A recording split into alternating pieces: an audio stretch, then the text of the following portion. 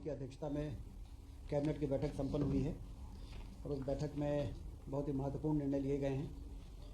सिंचाई को हम सब ये मानते हैं कि ये वास्तविक विकास होता है, धरती से दौलत पैदा होने का मार्ग प्रशस्त होता है, उससे गरीबी बेरोजगारी दूर होती है। तो सिंचाई के क्षेत्र में कई योजनाओं की स्वीकृति आज मंत्रिमंडल में दी गई है, जिसमें राजगढ़ जिले की मोहनपुरा वृहद सिंचाई परियोजना की लागत 4,666 करोड़ रुपए, जिससे 1,51,495 हेक्टेयर की सिंचाई होगी। इसका जो रिवाइज्ड एस्टिमेट था, आज उसको स्वीकृति दी गई है। वहीं सीधी, रीवा और मऊगंज जिला और सिंगरौली जिले में लगभग 1,20,000 हेक्टेयर 1,20,000 हेक्टेयर में सिंचाई का रकबा बढ़ सके, क्षेत्रफल बढ़ सके, इसके लिए 4,167 करोड़ रुपए की मंजूरी आज कैबिनेट ने दी है। एक बहुत बड़ी निर्णय आज हुआ है, जिसमें 663 गांवों को सिंचाई की सुविधा प्राप्त होगी और वो 4 जिलों को कवर करेगी, रीवा, मऊगंज, सीधी और सिंगरौली। एक महत्वपूर्ण निर्णय हुआ है। सिवनी और बालाघाट जिले की संजय सरोवर परियोजना के नहरों के विस्तारीकरण, नवीनीकरण, आधुनिकीकरण प्रस्ताव की स्वीकृत हुई है 332 करोड़ रुपए, और इसमें 11,450 हेक्टेयर अतिरिक्त एरिया में सिंचाई का लाभ सिवनी और बालाघाट जिले के किसानों को मिलेगा।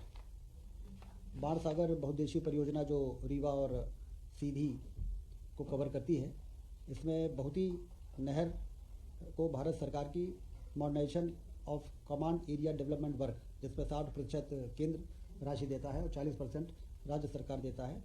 इसमें 1,146 करोड़ रुपए की मतलब जो इरिगेशन की मूल योजना थी, उसको परिवर्तित करके माइक्रो इरिगेशन में कन्वर्ट किया गया है।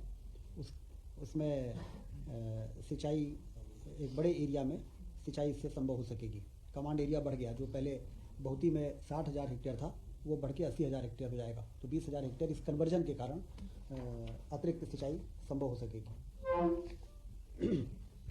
इसके साथ ही स्टार्टअप एंड इंक्यूबेशन के संबंध में किए जा रहे कार्यों का समावेश सूक्ष्म, लघु और मध्यम उद्योग विभाग के अंतर्गत करने हेतु मध्य प्रदेश कार्य नियम में संशोधन की कार्रवाई का निर्णय लिया गया है।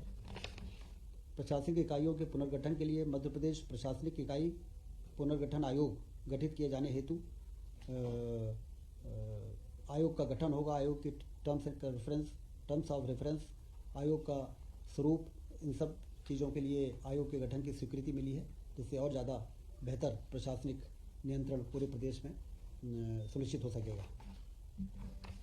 अनुसूचित जाति कल्याण विभाग के अंतर्गत अनुदान प्राप्त अशासकीय संस्थाओं के शिक्षक और कर्मचारियों को 1 जनवरी 2006 से 6वें वेतनमान का लाभ देने एवं 53.74 करोड़ के अनुमानित व्यय का अनुमोदन किया गया है।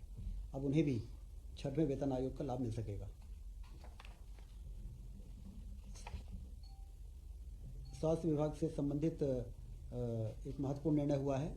National commission for allied and health care profession act, जो भारत सरकार ने 221 में एक नया कानून को इंट्रोड्यूस किया था, जिसमें पैरामेडिकल के संचालन, उनके स्टाफ और सारे बेहतर प्रबंधन के लिए उस एक्ट के प्रावधानों के अंतर्गत अब मध्य प्रदेश में जो MP पैरामेडिकल परिषद होता था, उसकी जगह Madhya Pradesh allied and health care council का गठन का अनुमोदन किया गया है।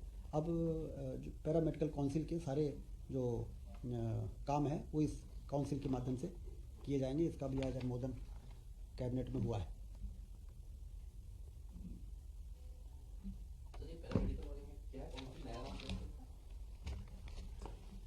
Madhya Pradesh allied and health care council, allied and health care council, पहले MP नर्सिंग काउंसिल था।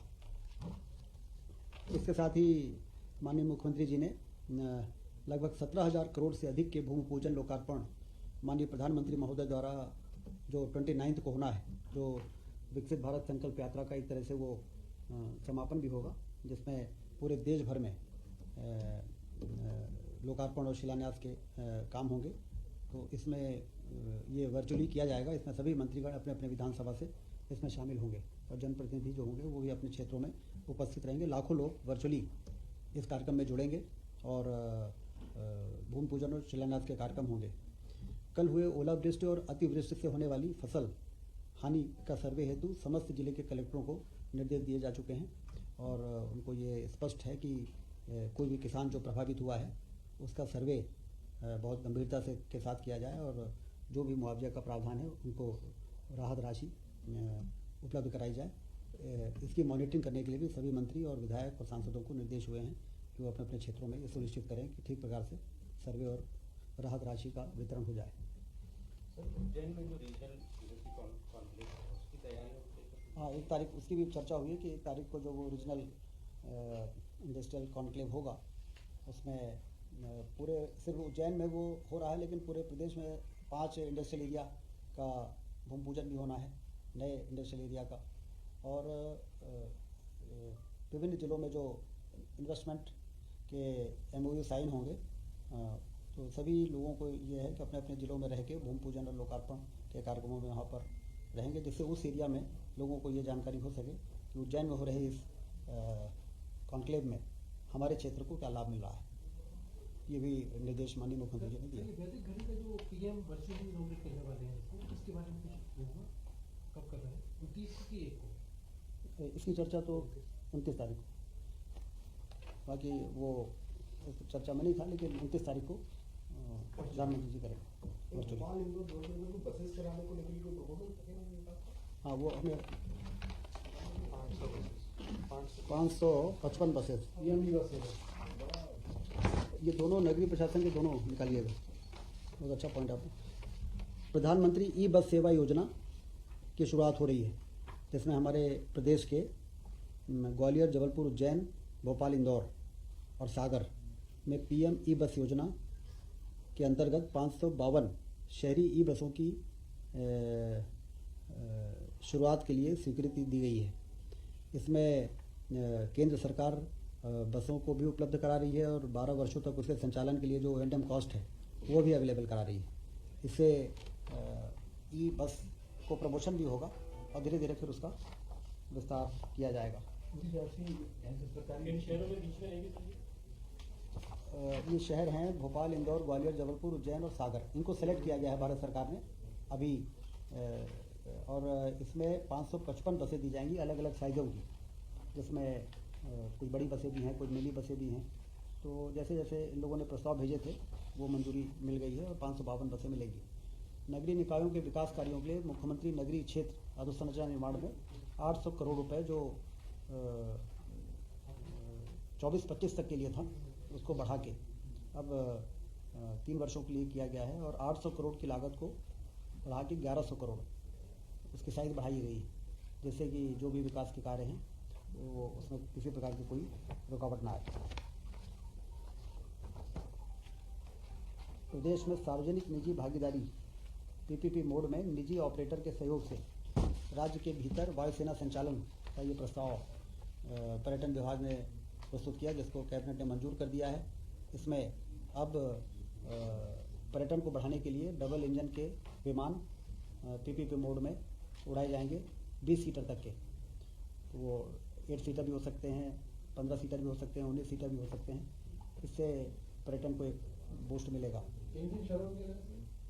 अभी ये रूट अभी तय होंगे, अभी तो इस पर आगे बढ़ने की स्वीकृति दे दी गई है। अब हमारे जो पोटेंशियल एरिया हैं टूरिज़्म के और सारे प्रदेश को कवर करते हुए रूट तय होंगे और वो ऑफ़र निकाले जाएंगे। प्राइवेट ऑपरेटर्स उसमें बिड करेंगे और उसके आधार